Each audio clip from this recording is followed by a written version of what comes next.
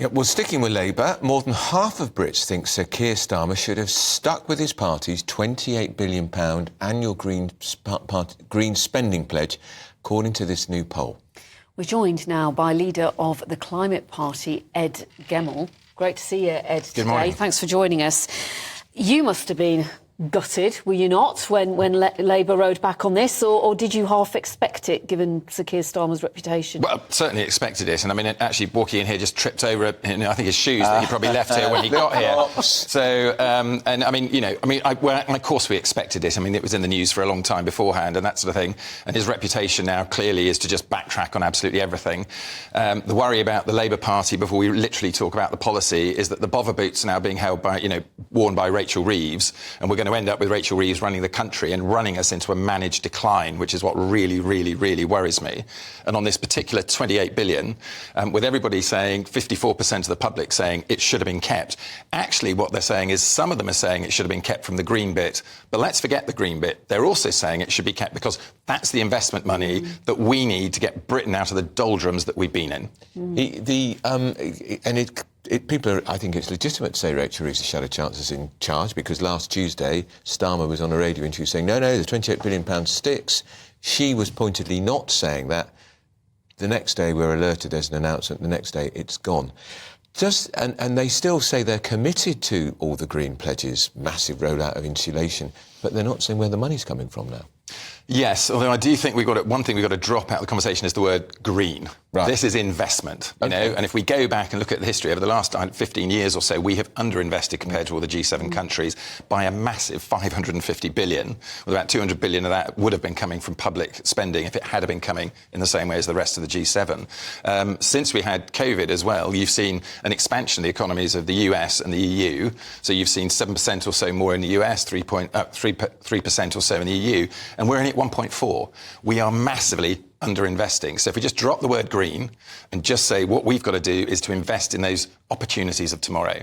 And the clean industrial revolution, we've got to get in and lead it. And this signal of Labour's to back off from it, drop it down to very small amounts of investment, is simply coming back to this risk-averse accountant way of looking at it, is you just manage your decline gradually. And can they still reach that target of clean energy by 2030? Which people watching this and think, sounds great, how much is that going to cost me? Right, well, you can't reach it unless you invest. Quite. If you do invest and you go early, and it is fractionally ambitious, I don't think it's very ambitious at all, but I mean, it's fractionally ambitious compared to some of the other countries of the world, we will then be developing technologies and opportunities that we can then export to others. We need to bring it all forward. We need to get massively more investment. I mean, the joke is, people are saying, well, 1% of GDP is what they were doing. It shouldn't have been 1%. It should have been massively higher in these first few years to get us on this new industrial regeneration that we need in this country.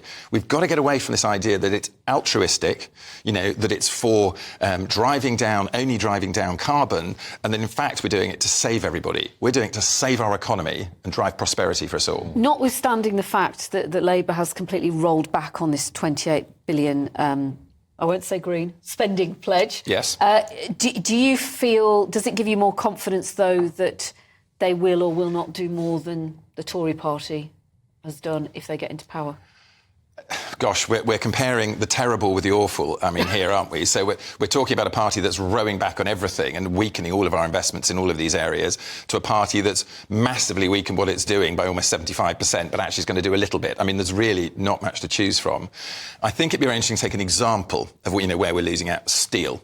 Here we've had this Port Talbot problem, 3,000 jobs going.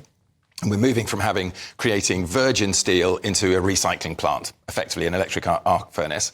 Whereas what we should be doing is investing in the new steel technologies with clean steel, direct reduction steel. And that's being done in 10 other places all over Europe at the moment: Romania, Germany, France, Sweden.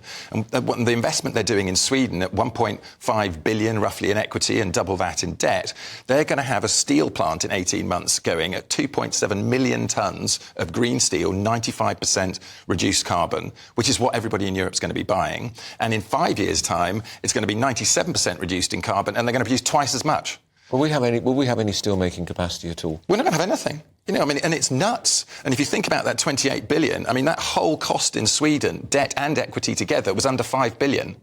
under 5 billion, we'd have a steel-making plant pumping out as much as Tata was pumping out through its dirty steel. You know, we've got to grab it. Everyone's going there. Let's grab this opportunity. Let's get Port Talbot back up. 10,000 jobs if you take it through the supply line and in the steelworks itself. Keep the electric arc furnace next to it, the recycling one. It's not a bad thing, but we want to be producing virgin steel here and driving our industry. Ed Gammell, leader of the Climate Party, thank you so much. Don't forget your flip-flops on the way out. I won't. Otherwise, Andrew will be taking them home. Well, honestly, it's the Tory party have got Keir Starmer flip-flops for sale on their online shop. They've sold out. Really? They have. Gosh, I'm absolutely amazed. Isn't that wonderful? Well, you will know, though, that I can actually, these haven't been worn, so if they don't fit me, I could take them back, so they're not being used. And I noticed they're green-coloured. They are green. But that was deliberate, presumably. Yes, because you can't say green. Green's not the purpose, investment's the purpose. OK, we'll just give them another little plug there, by the way. And so bring them again if you like. Thanks very much, Ed.